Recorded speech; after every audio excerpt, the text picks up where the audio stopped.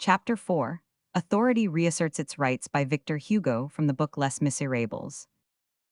Fantine had not seen Javert since the day on which the mayor had torn her from the man.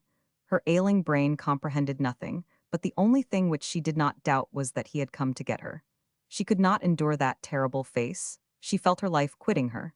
She hid her face in both hands and shrieked in her anguish. Monsieur Madeleine, save me.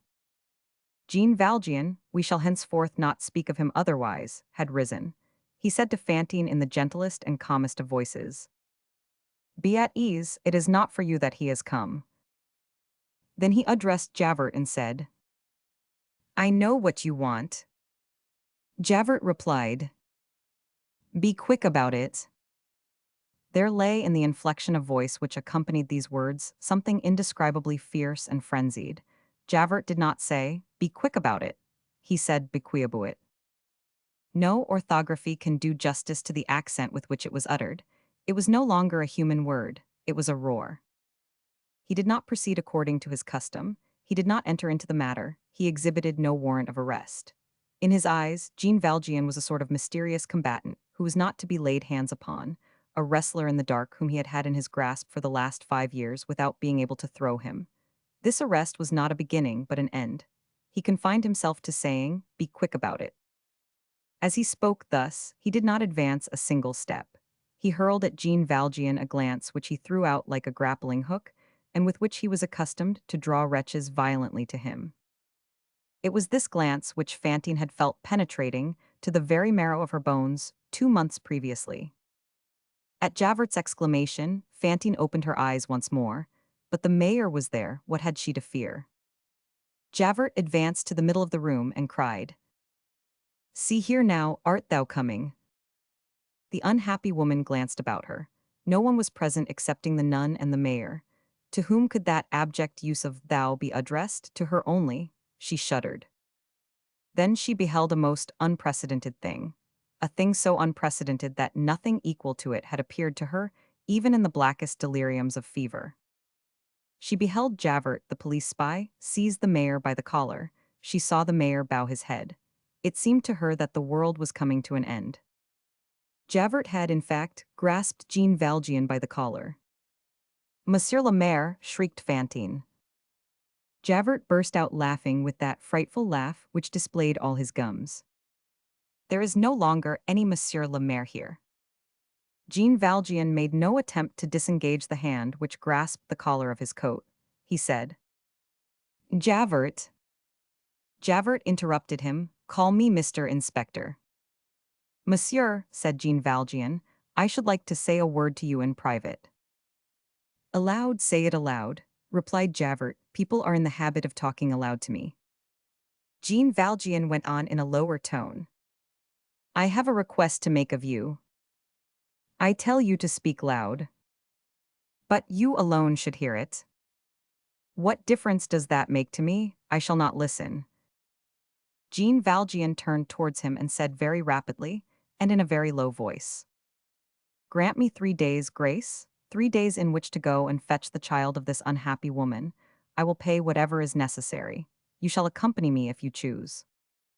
"You are making sport of me," cried Javert. "Come now, I did not think you such a fool. You ask me to give you 3 days in which to run away. You say that it is for the purpose of fetching that creature's child. Ah, ah. That's good, that's really capital." Fantine was seized with a fit of trembling. "My child," she cried, "to go and fetch my child, she is not here then. Answer me, sister, where is Cosette? I want my child, Monsieur Madeleine." "Monsieur le Maire." Javert stamped his foot. "And now there's the other one. Will you hold your tongue, you hussy? It's a pretty sort of a place where convicts are magistrates, and where women of the town are cared for like countesses. Ah, but we are going to change all that. It is high time." He stared intently at Fantine, and added, once more taking into his grasp Jean Valjean's cravat, shirt, and collar, "I tell you that there is no Monsieur Madeleine and that there is no Monsieur le Maire. There is a thief, a brigand, a convict named Jean Valjean, and I have him in my grasp, that's what there is." Fantine raised herself in bed with a bound, supporting herself on her stiffened arms and on both hands. She gazed at Jean Valjean, she gazed at Javert, she gazed at the nun, She opened her mouth as though to speak. A rattle proceeded from the depths of her throat, her teeth chattered.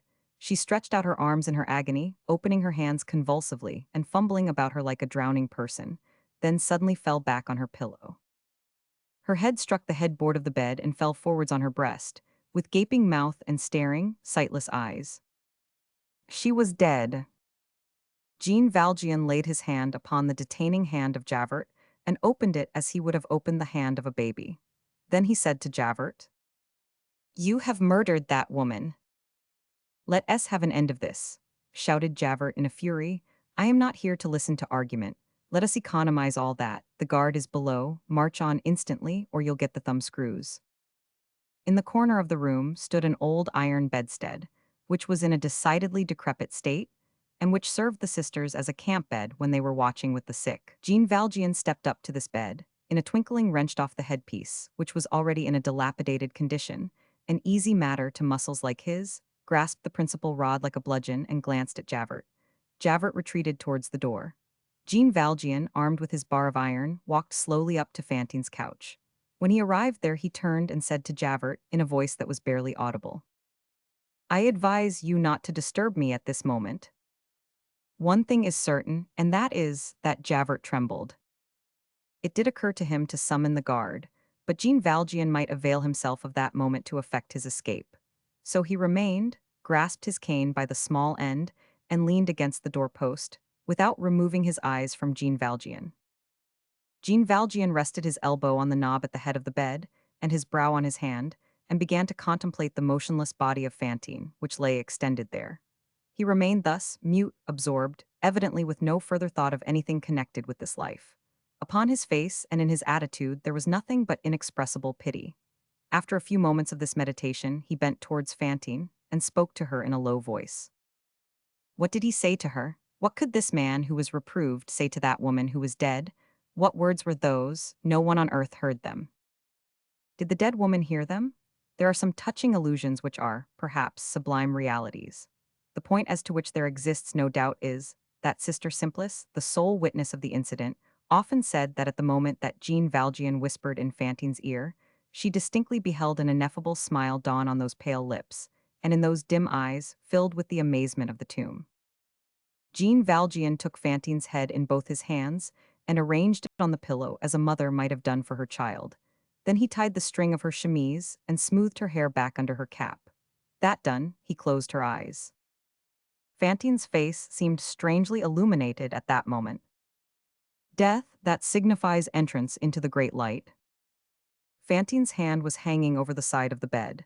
Jean Valjean knelt down before that hand, lifted it gently, and kissed it. Then he rose and turned to Javert. "Now," said he, "I am at your disposal.